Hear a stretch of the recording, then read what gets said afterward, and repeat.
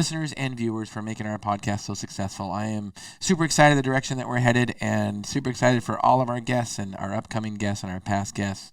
And the future is very bright for our podcast. We're just going to keep growing this. So thank you for listening and tuning in.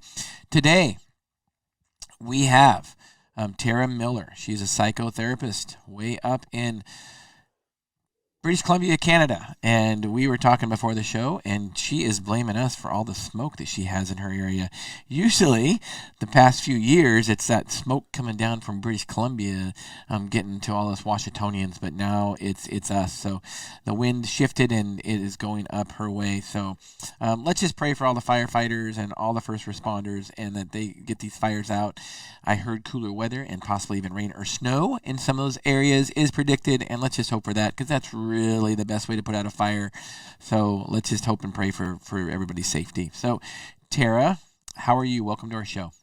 I'm doing great, thanks. I'm happy to be here. Yeah.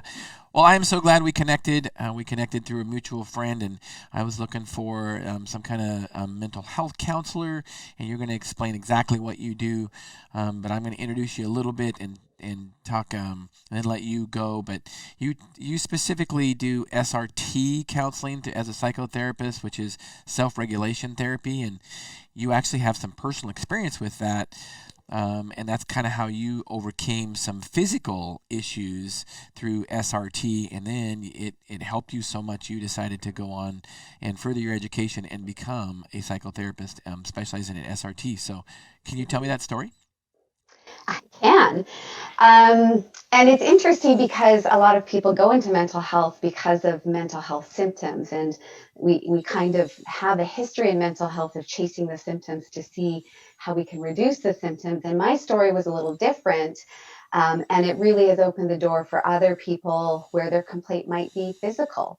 And for me, it was a car accident that left a chronic shoulder injury called thoracic outlet syndrome, and it wasn't healing. And the body workers that were working with me couldn't figure out why. And I had a massage therapist say, I've heard about this self-regulation therapy, and this might be something, because this is related to a trauma, that helps you move further along in your healing and in your pain reduction. So I ended up having the opportunity to start SRT sessions for myself for a physical complaint with the co-founder that actually created this method of counseling and psychotherapy. So once I started in that, we realized that there wasn't just one trauma. Like many people, there were many traumas that had happened in life that had filled up the container of my nervous system, so that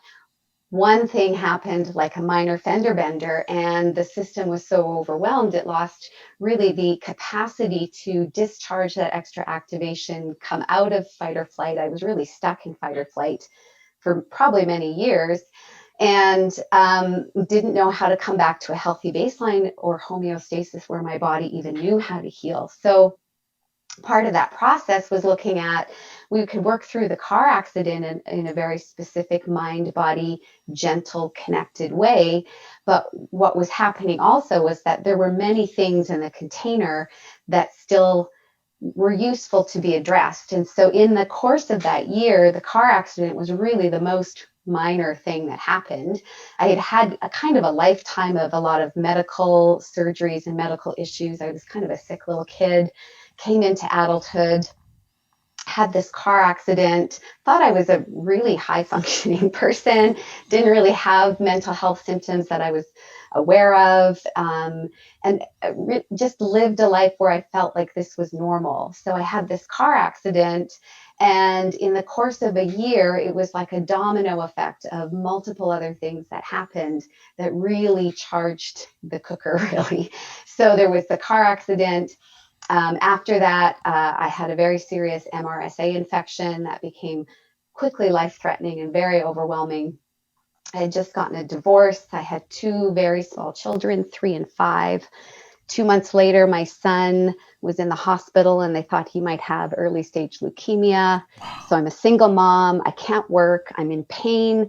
I have antibiotics through my system for this MRSA that I was worried about. I'm worried about whether I'm going to survive, whether my 3-year-old's going to survive. My 5-year-old's getting bounced around for care.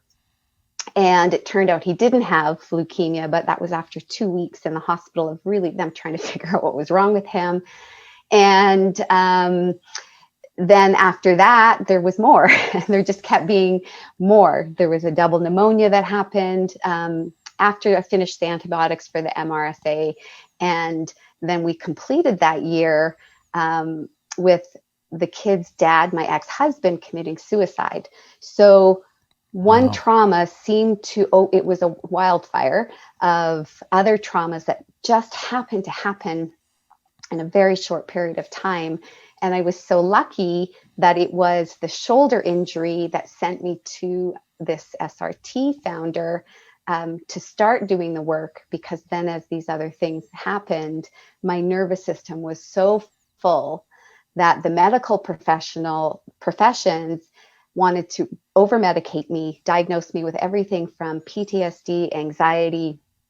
I had bad allergies, asthma, fibromyalgia, chronic pain disorder. I mean, the labels and the list was so extensive, and the prescriptions that I never filled, but that I had in a stack, were so exhaustive. And I just thought intuitively, this is not right. This is not how I want to recover from any of these events.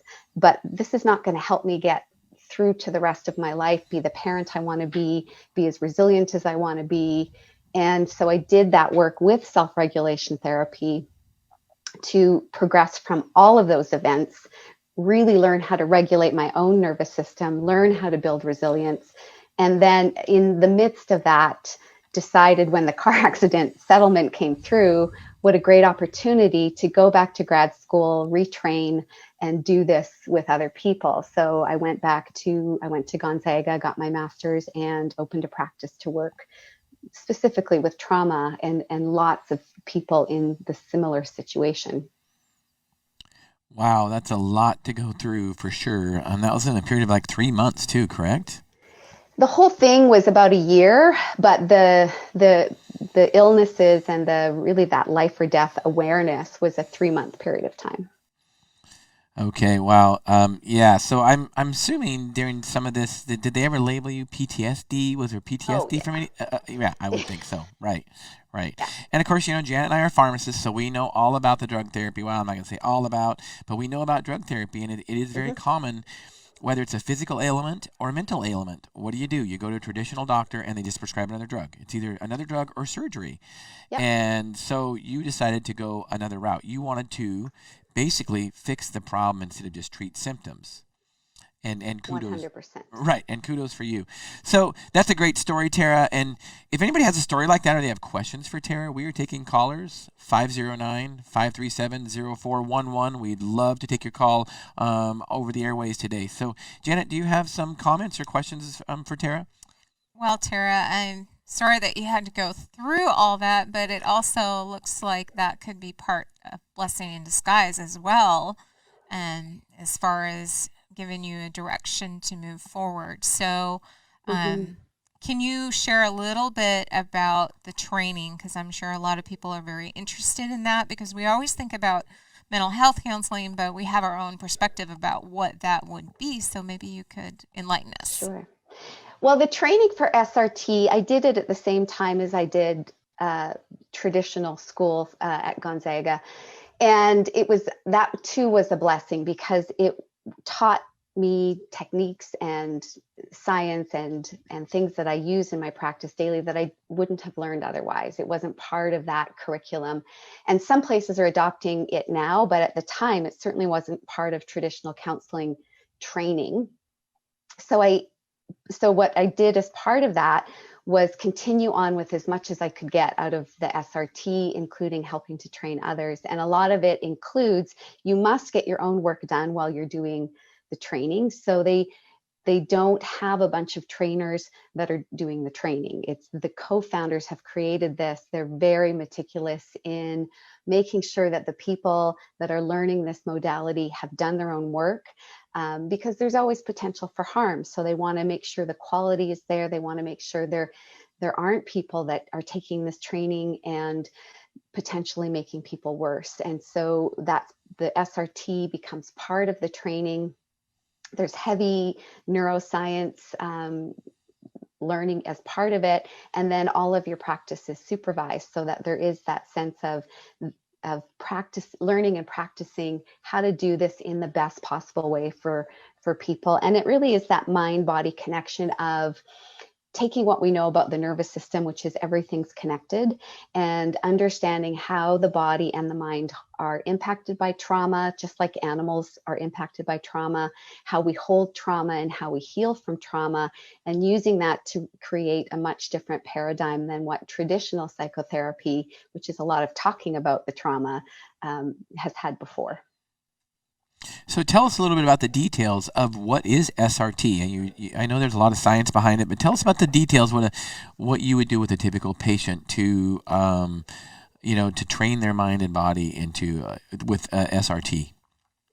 So we look at, really in the first session, we're looking at tuning in that session to the other person. So we're trying to connect with what level of activation they're bringing into the room as they are. And we can tell those things by how quickly people talk, by their breath, so we're looking at body cues, and we're looking at different elements of where they are already. So we want to start in this moment versus going back to childhood or going back to traumas and having conversations about things that have happened in the past. We start in this moment, and first of all, assess where they have resources already. So what I love about it is it's very strength focused.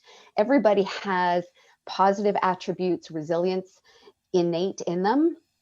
Sometimes we've just forgotten where that is, or where it showed up, or how to access it again. And so we start with looking at what resources the person already has, what strengths they already have, and creating space in their container by, instead of going into the trauma first, we build resource first, we build regulation first. We help them get into their body, into places that are settled or grounded, or helping them work with their breath so that they know what it feels like to be in a parasympathetic state.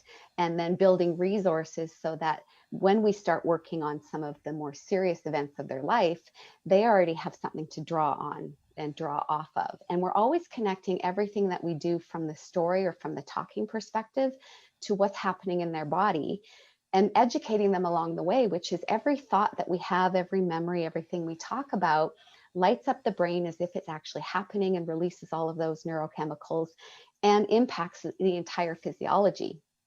So knowing that, let's look at how we can create a state that is more regulated or relaxed or healthier by connecting with the body when it's in a relaxed state. So a lot of that will be having somebody talk about a place that they really love, or a time of their life that they feel that they felt the best or the healthiest, or when they feel the best in their life right now. And then as they tell me about it, I'll interrupt when I see a shift, and I'll say, what do you notice right now? And that pattern interrupt is so important because they connect into their body, and they can access that then anytime in the future. So it's that self-regulation piece, which is, oh, I notice that my belly relaxes. I notice my shoulders go down. I notice. So there's always a physical symptom that they can report that they notice. And that gives us a cue as a therapist. Are you going into regulation, or are you going into activation? And we help them navigate through both states and bring awareness to both states so that they can manipulate those to their own health on their own. That's awesome. So for our listeners and viewers that might not know what parasympathetic is the opposite of sympathetic. Will you explain sympathetic, which is fight versus flight, versus parasympathetic, please? Sure. So I love the analogy of a deer in the woods, where if it senses threat, we have the same nervous system. It goes into fight, flight, or freeze, and there's some others that people have brought in, but those are the main ones. The deer will usually flee, because that's its best chance for survival. So that decision happens on an unconscious survival brain level. The deer will flee. That is activation. That's the sympathetic response. Your blood flow changes. It goes into your large muscles. Your heart rate elevates, your respiration, your perspiration. There's a whole bunch of physiological responses to prepare you for action. So that sympathetic response is to prepare you to do something to survive. The deer will go into that state run away from the threat. As soon as it senses that the danger is over, it goes into parasympathetic, which is the brake to that. It's the damper of, okay, we don't need this anymore, because we can't actually survive in that high sympathetic state for long. It's just for a moment to survive. When we're out of it, the parasympathetic really needs to come online and bring us back down to baseline. So the deer will sense that there's no more threat. It will typically sweat and do these pronking movements. It'll jerk, it'll twitch, it'll shiver. And that physiological response also helps it come back down to what we call a baseline. And then, because it's a deer and it doesn't have memory and the same brains that we have, it will just go back to eating grass. It won't kind of ruminate about, oh, like I wasn't supposed to be in that part of the forest, and my mother told me I never should have done that, and now they're, like we do that because we have memory. But the deer is healthier in that sense, because it can have a response to survive, come back down, and it's all part of this autonomic survival function that we have in our nervous system. And then it goes on with life till the next one. Humans get stuck in that sympathetic arousal, often because we haven't had the chance to fully complete the cycle or come back down to parasympathetic. There's been no opportunity to really shake it out and then go back to eating grass. It also is connected to, we tell the story a lot. We've been conditioned to be storytellers, and telling stories about trauma doesn't necessarily heal trauma. In fact, it often makes it worse because it keeps it cooked in there. So we grab memories that are painful, we tell stories that are painful, we're drawn to painful music that stirs up sadness. Like, we do things that will continue to cook the sympathetic arousal in our nervous system, which over time can lead to chronic illness in the body, but also in the mind. That's interesting. You talk about that, about, sharing your stories in a traumatic event over and over again actually kind of maybe could make it worse. I could kind of see where you're coming at. I can tell you from patients with physical ailments, let's say it's back pain. Well, the patient that forgets about their back pain and just goes on with life, they don't have as much back pain. But the patients that say, oh, I'm just, it's the first thing they think about when they talk to anybody, I just have horrible back pain. It's always about my back. They kind of keep reliving that. And if you keep saying that you have that kind of trauma, whether it be a physical or an issue in the past, you will keep reliving it, is what you're saying. Is that correct? It is. And I love Norman Doidge's work on the brain that changes itself, because he talks about it in a really easily understandable way for me, which is talking about the concept of what fires together, wires together. So when you have an experience, you light up the brain and you create a neural pathway. And then when you remember it, lights up the brain, weaves it in a little bit tighter. Talking about it, tighter. So then you have this neural pathway that the brain goes, well, that's the pathway of least resistance. I'll just go there.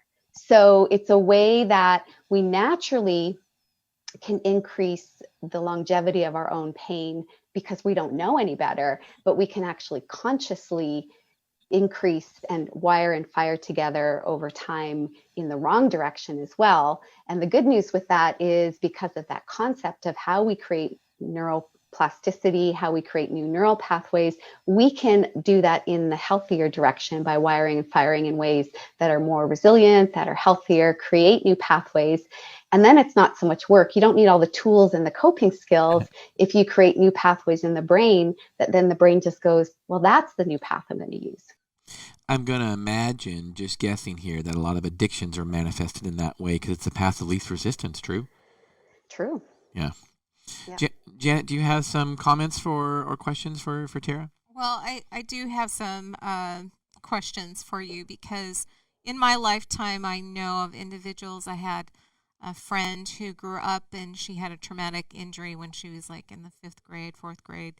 And her resilience was amazing to me, and still to this day, but she fell through a glass shower door. And, just her survival and getting through it. But it wasn't just that she made it through that injury. She walked again. She played sports. She just kept going forward. So I'm assuming some of us as humans have learned a great way of handling, so speak to that a little bit. I mean, what's so different about her story versus, like Shawn says, the person that ends up down a different path? It's true. So there is a part of that is likely genetic. There is like whatever happens for temperament as part of the genetic soup that we've been created from. There's likely a part of that influences our baseline sense of resiliency and being able to move forward. And a lot of resilience beyond that, I mean, the nervous system starts to wire up at second trimester. So we see compromised resilience because of a full container that can start because mom was really sick in second trimester, or really stressed, or exposed to toxins, or labor and delivery was very traumatic. I mean, it already is traumatic, but it is even more traumatic. Or there was something life-threatening, more than what it already feels like, that happened. Or she was separated from baby, or baby had illness, or, all of these things that happen over the course of our life, whatever nervous system that we were granted through our genes, whatever size and shape of it, we have a layering of events, all of us do, over time, of different things that were overwhelming that started to fill our container up. And so there are those cases of people where they just lucked out with this really great nervous system, and then they had an upbringing and parents to template off of, because baby templates off of primary caregiver, especially in the early stages of life. So they had a mom that was attentive to their needs, and they had a safe home, and they had some of these other benefits that they were able to go through life. And when a trauma happened, take it a little more in stride. Others that have had some of these other issues compromise their resilience or fill up their container prematurely, or it was small to begin with through no fault of their own, are more impacted by even smaller events. So I think the myth of trauma has been, well, if it's this big trauma over here, then you should definitely be impacted for life. And if it's this over here, like you just had a little fender bender or a minor illness, you shouldn't really be, like, we diminish it. And really, it's not about the size of the trauma as much as it is what's already cooking in your nervous system at the time and how big it was in the first place. And you're saying that we can change. Our brain has an ability to change based on what we think. Is that kind of, does SRT go into that at all, or? It does. It does a lot, because. And we manipulate with imagination and visualization because we know that the brain can change with experience. So if we make something an experience, we can help encourage it to change in the way that we want it to change. So resilience, whatever you came to, say, sessions with me with, we can always increase that by regulating the nervous system, helping really train your nervous system how to expand and release a little bit better again, and then creating these new neural pathways around that level of health. So to sum this up, we are going to use our thinking processes to make a physical response in our brain and the rest of our body, our breathing, our muscles, our stomach, so we can improve our overall well-being. Correct. So our brain is no different than our muscles, from what you're telling me. In order to be healthy, our muscles need to keep, getting exercised and keep getting stressed. So stress is not a bad thing necessarily for our brains. It builds resilience, is what you're saying. Is that correct? It does. So there's a range where if something is considered too fast, too much, and we don't have resources, or we don't sense that we have resources to cope, it can be considered trauma, and it can be stress that isn't necessarily healthy. For the most part, what they found too in a lot of research, and there's a great book called The Upside of Stress, it talks about how it's our perception of stress as well. So there's a bunch of factors really that go into whether stress is something that is crippling for us or something that we grow from. When you're more resilient, you tend to look at stress as being something that you can overcome, like a challenge. But in general, yes, some stress is necessary to build resilience, exactly like a muscle. It's like brain training all of the time. And in fact, if we are well regulated in our life, it's a good opportunity when we're really healthy and feeling robust anyway to challenge ourselves with little bits of stress and little bits of exposure to things that excite us a bit or frighten us a little bit, or that we need to overcome because we're meant to grow. So boredom and stagnation can be as activating to the nervous system as overwhelming stress. So it's learning that about yourself, so that as you go through your life, you always know, am I regulated? Am I dysregulated? What do I need right now to be in this sweet spot of whatever I need in this moment? I find that very fascinating because many times for us in our own practice, we find patients that just don't respond to therapy, and part of it comes down to they're stuck in that mental state of the flight, and so everything else is just totally a Band-Aid, or you're trying to put corks in the bucket to stop it from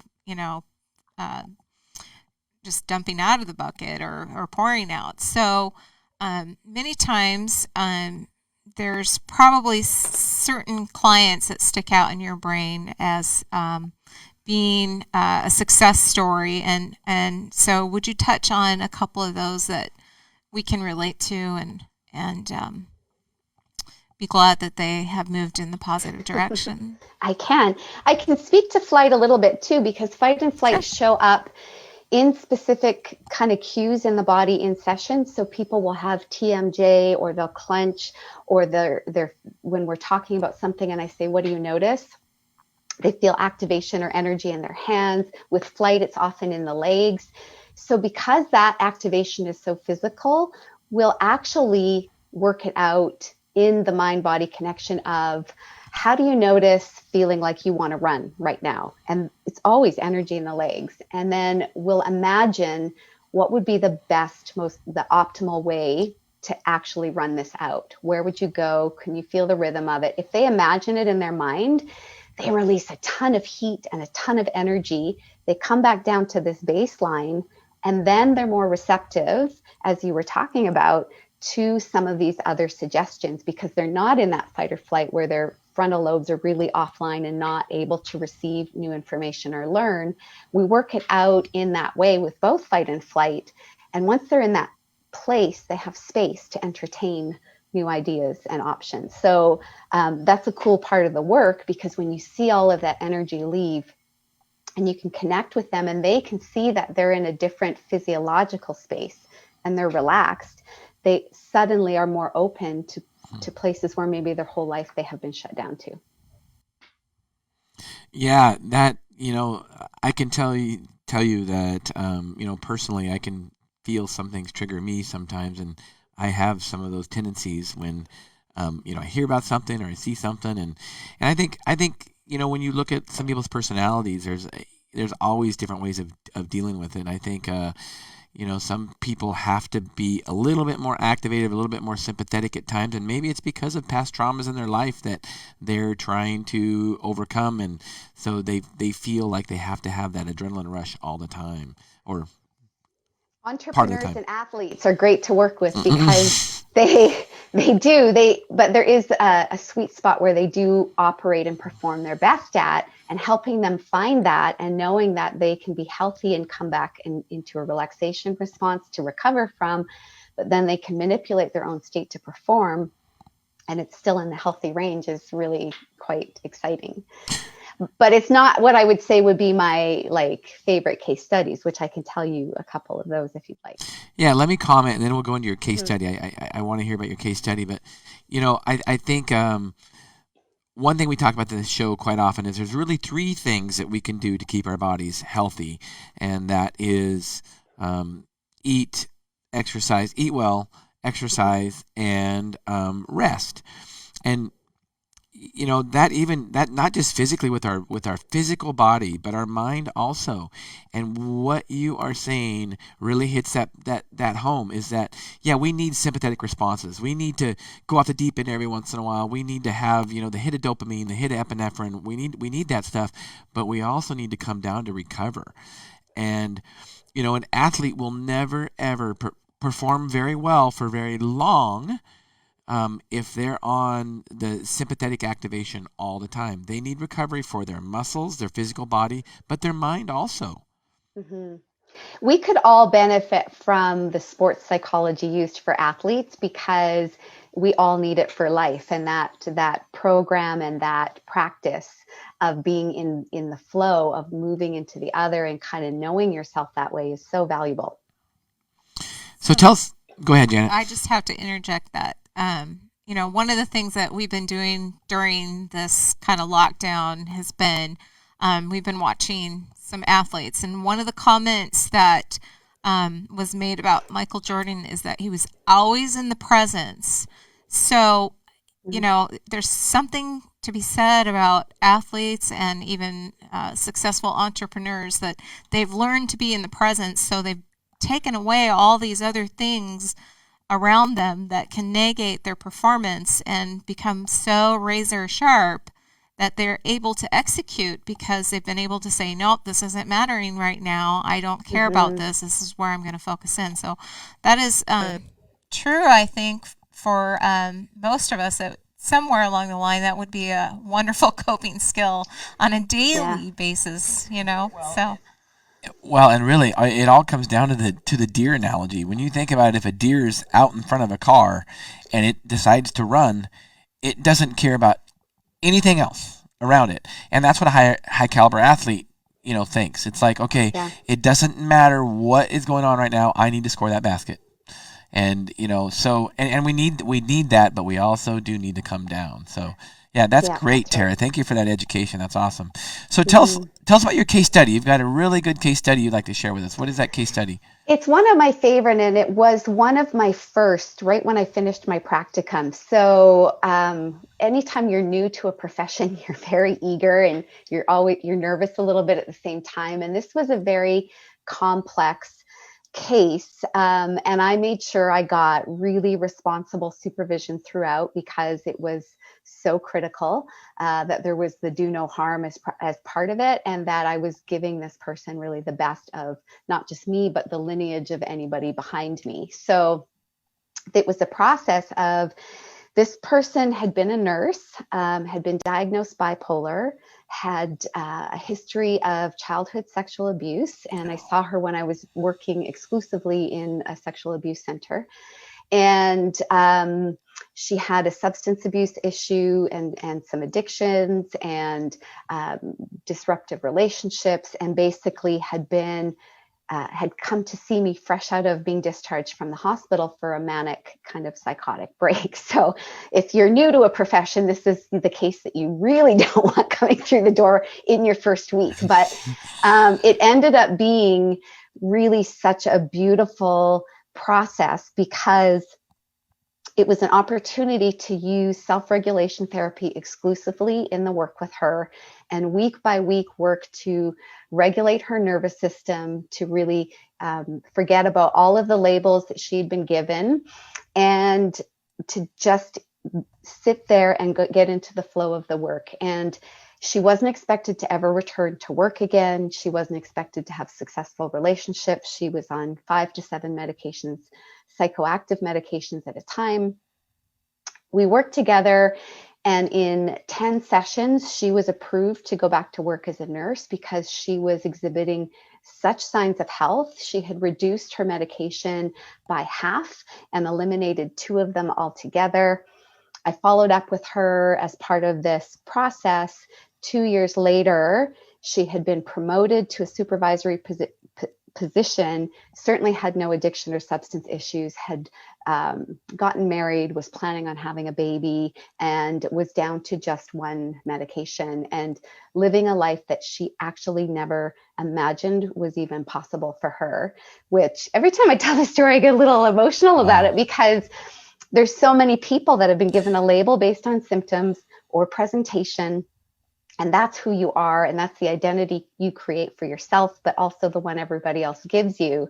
And it seems like that's the best it's going to be for you. And to have something that isn't overwhelming in the process of this work, it's very gentle with the person, and to help them move into such a place of resilience to see that their brain can change into being a healthy, productive, happy person of society that doesn't even need to see me anymore I just feel it's brilliant. And it's a brilliant example of the human capacity to heal. What a great story. Thank you for sharing that. It just makes me wonder, being a pharmacist, we see it all the time, and not just with physical ailments, and you've mentioned a few of those, how stress can affect those, whether it be IBS, whether it be chronic fatigue, whether it be fibromyalgia, put a label on it. Speaking of labels, a lot of those can be cleared up by changing our lifestyle, and that includes things like you're talking about, self-regulation.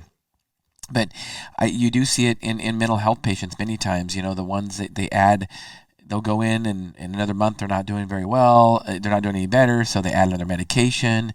And it just seems like, and I get it, there's extenuating circumstances for everybody, and medications definitely have a role, don't get me wrong. But, is it good for a patient to just be on 5 to 7 medications for their mental health the rest of their life? Aren't we trying to, in healthcare, like you said, she doesn't have to see you anymore. Isn't that kind of the goal? We don't want a patient to have to be taking a prescription medication. We don't want them to have to keep going to the doctor all the time, keep going to the counselor all the time. The goal is that they can take care of themselves, keep themselves healthy. Is that correct? Absolutely. The goal is the therapist should always have a goal of not seeing that person in therapy anymore. And a lot of people stop therapy prematurely. They stop when their symptoms feel manageable. And the goal in the kind of work that we do with self-regulation therapy is, the real goal is, how can you live a life of joy? If you've reached joy and you know how to access joy, that's the end of therapy. That's the conclusion of this. And so we set that standard at the beginning of any of these sessions is, we're going to know when we're done here, because your life is going to look like this. And then they know what to look for. And it is almost always beyond what anybody else has told them was achievable or possible. And yes, a lot of them choose to taper off or don't need those medications anymore. I have very few clients in 10 years that have ever needed to stay on their medications. And a lot of that too is, we do this work, but we're also focused on, what kind of a lifestyle do you have outside of this 1 hour session that includes nutrition and lifestyle and all the things we're learning about the brain to keep your inflammation down, and supplements that you can take that support brain health, because brain health is mental health. So it's part of this package of also looking at, have you had labs done? Do you have deficiencies? Do you have toxins? Do you have parasites? Do you have, there's a whole range of things that the traditional community isn't looking at, where the first symptom is a mental health symptom. If those underlying root causes, and I'll work with the trauma piece, but if the underlying causes aren't dealt with, that person just gets one medication after another, and that's it. And there's way more to life than that if we're digging a little deeper, and if we're working collaboratively in the integrative space, I think. Well, and we see it all the time in our practice at Moses Lake Professional Pharmacy. We specialize in hormone replacement therapy, and we see it all the time in men and women in their 40s and 50s, and they get diagnosed with some kind of, usually depression it starts with, and a lot of times it's a hormone deficiency. And if their thyroid is not balanced, and their testosterone is not balanced, and their other hormones aren't balanced, they are not going to feel optimal. So why don't we fix those issues, which can fix a lot of other issues, rather than just putting a drug on it as a Band-Aid just to treat a symptom?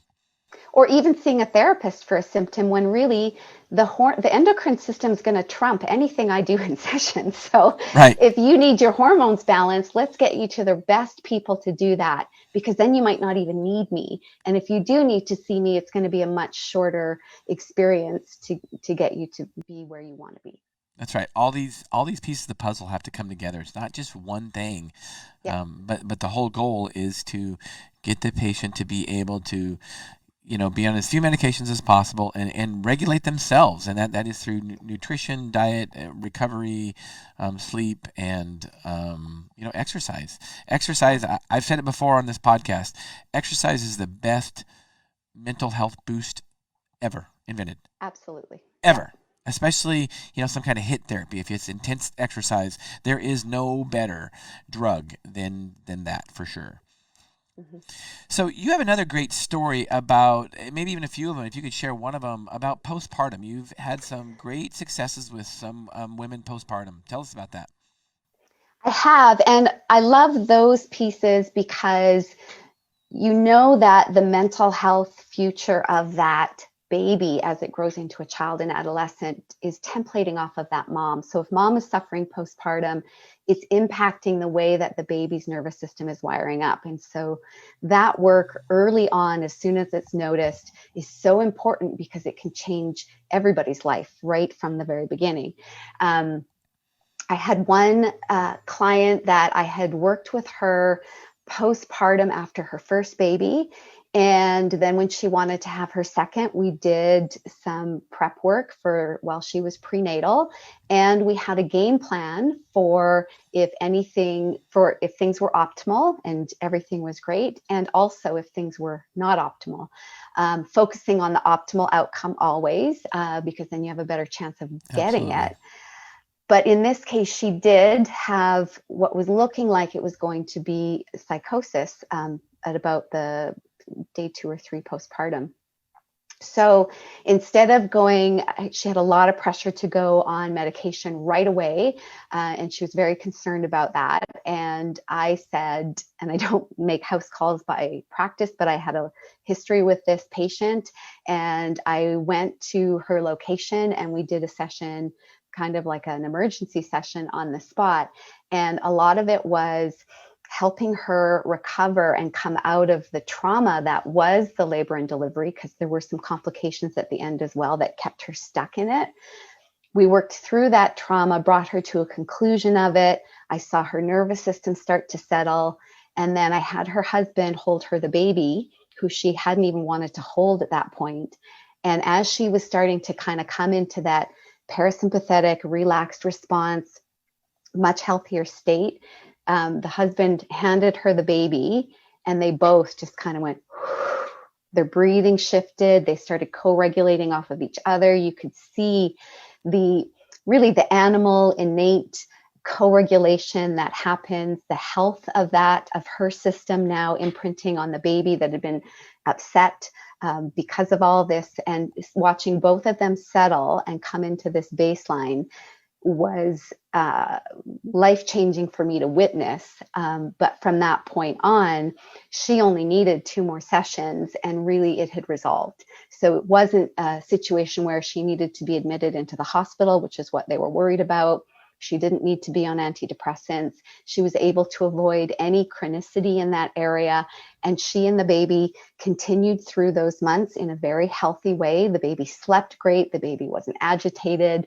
And now the baby's 3 years old and happy, well-regulated, super healthy. So is the mom. So it was an example of how the right care early on for any postpartum mom can really be life-changing, life-saving for both mom and baby.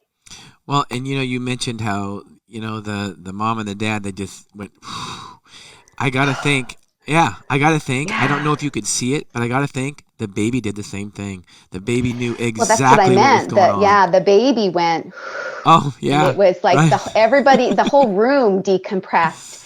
And it was like, here we are. And you couldn't be more present, even with breath. And she was able to notice the baby's, feet and perfect ears, and take in the goodness of this, because she was no longer in a survival state of fight or flight and how do I get out of here?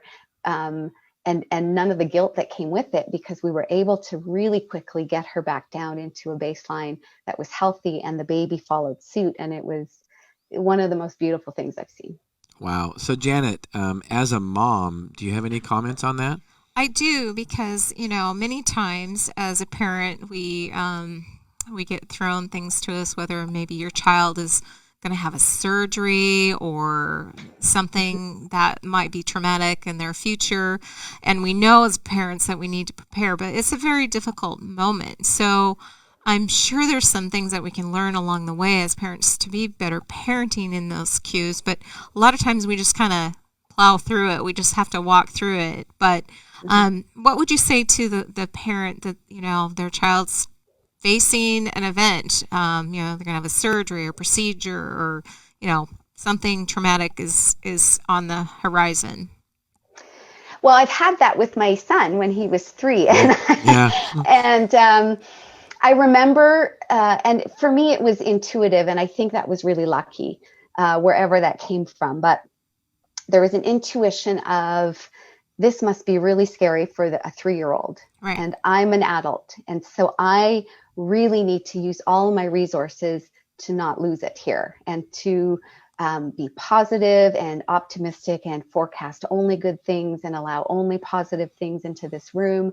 And somehow I was just conscious of the importance of doing that. And I think I wish as a parent before him, as with my first even, there would have been more of that information out there about, as a mom, you are going to go into fight or flight so quickly. As any parent, actually, Right. You go into fight or flight really quickly.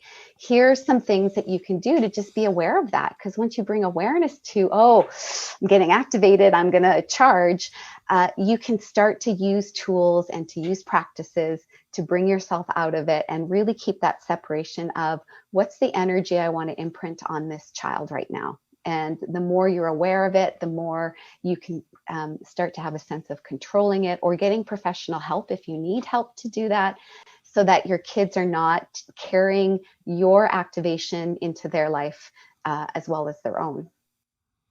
Wow, that's a great story. What a great podcast, great session. Thank you for all the information you've given, Tara. So in the last few minutes, to sum it up, what are parting words that you have? And if somebody wants to reach out to you, how do they get a hold of you? So parting words would be, you have more control over your state, and changing your state and changing your brain and living a life that you really desire, that is full of joy, than you ever thought possible. It is possible. So if you've been given a label, if you feel like things are never going to get better, the brain wants to change over the entire course of your life, and you can help learn ways to help it do so. So never accept that where you are is where you need to stay, especially when it comes to mental health. As far as finding me, you can find me on my website, is probably the easiest, at taradawnmiller.com. Awesome. Well, Tara, thank you so much for your information. Our goal of our podcast is to educate and empower individuals that they are in charge of their own health, and that includes mental health. They are in charge of it, so the more information that we can give them, the better, so they can control that. And you've definitely added a lot of insight with SRT. So thank you for explaining that, and we appreciate you being on. And you've been listening to Health Solutions with Shawn and Janet Needham, where Team Needham discusses everything healthcare. Tomorrow we have Dr. Susan Ashley on our podcast. She's going to be talking about NAD and how it has helped overcome many different addictions with alcohol, methamphetamine, opioids, many other addictions also. So you don't want to miss that. And of course, Thursday, I have a big guest on, Libertarian Vice Presidential Candidate Spike Cohen, and we'll be on our podcast Thursday. You don't want to miss out on that. We are going to be talking about free market healthcare. One of my favorite topics. I wrote a book on it, Sickened: How the Government Ruined Healthcare and How to Fix It. There's a 6-step solution in that book. It's available on Amazon Kindle form. Go to Amazon, download the book. We'd really appreciate that. And we will be tuning in tomorrow, 1 o'clock, with Dr. Susan Ashley. Thank you so much for listening and watching.